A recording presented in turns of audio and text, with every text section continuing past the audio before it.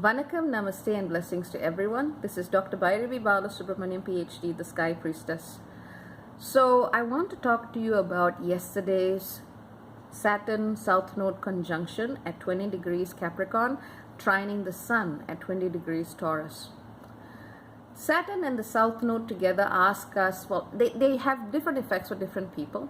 Some of you will have discovered gifts and rewards and a strength that you didn't even know way back from some time in the past that you don't even remember. But it is gifts that have come through the timeline, so to speak.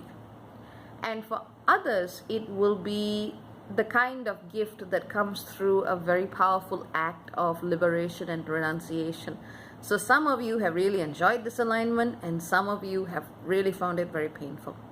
So when you're in the, yay, I'm getting gifts, I'm finding deeper, more joyous expressions of abundance and embodiment, fantastic. Enjoy it, no more needs to be said on that. But for those of you who are in the boat where you're actually having to give something up, and often that is an illusion or expectation of security or abundance, and a power structure that holds those false ideas in place, now that's painful.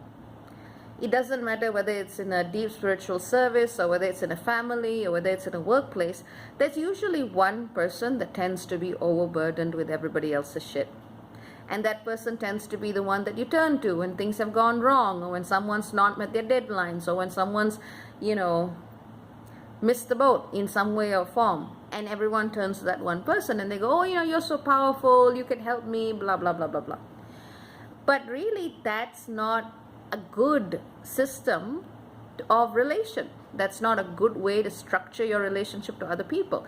The old paradigm invested power in certain people, or gave us the illusion that power was invested in certain people. So they had to either sit at the very top of a pyramid and slowly trickle things down, or they had to be, like Atlas with the world on his shoulders and not actually being able to be part of the world. And as far as I'm concerned, both options suck.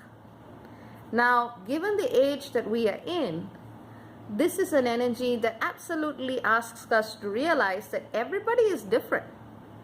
We are all different. We are all unique. And in some ways, at a spiritual level, we are all equal.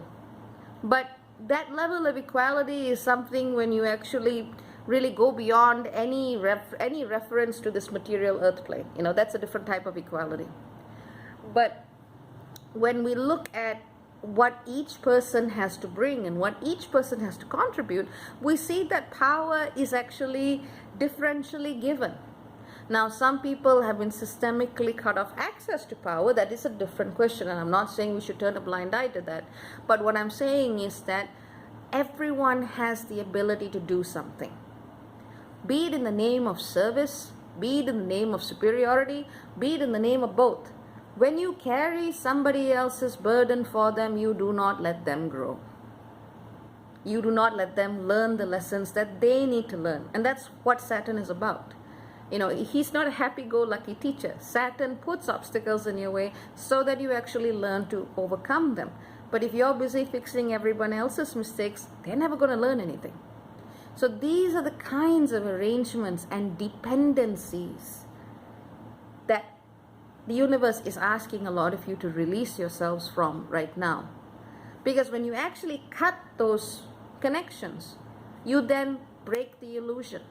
You move away from truths and half-truths that are no longer in resonance with where you, me, we, everyone else is going to right now. And it's courageous because a lot of us have internalized familial, parental, ancestral, mythological, societal constructs that say when someone is powerful, they have to act in X, Y, Z way. And when someone is disempowered, they can act in X, Y, Z way. And a lot of these constructs are products of a very hierarchically concentrated idea of power that has been the way the world has been structured. But that is not the way we should be restructuring it. And that starts with you.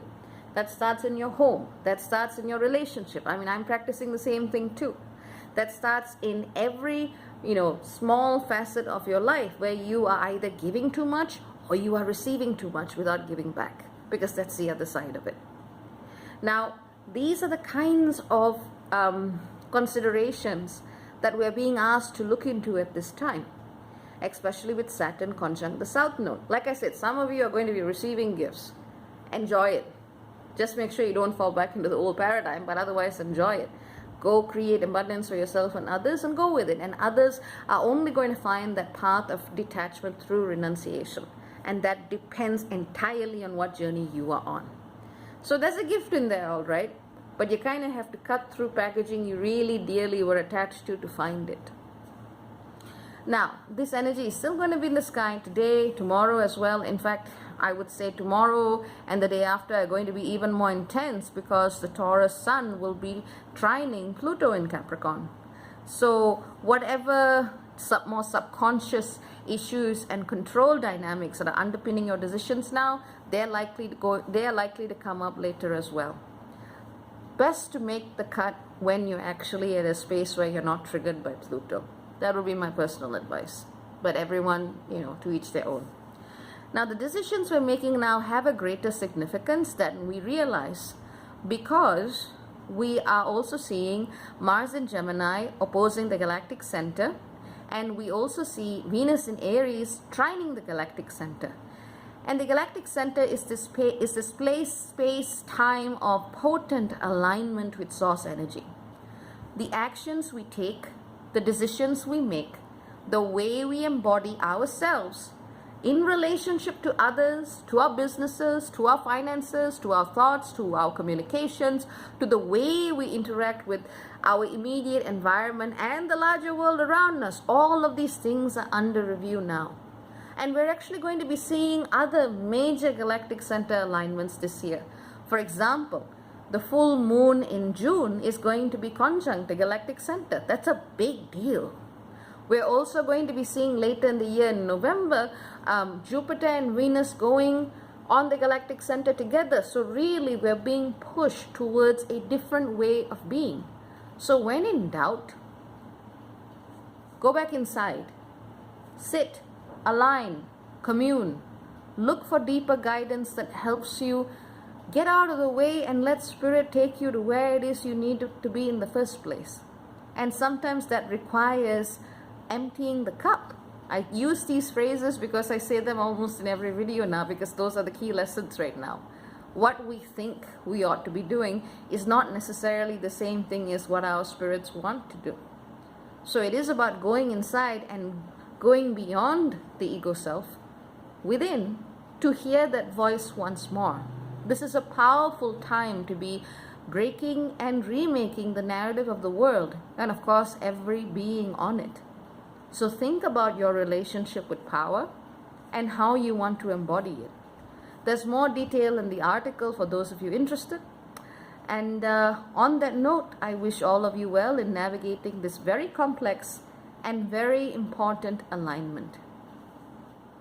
The only useful power a person can aspire to have is power over themselves. That's about it. Peace.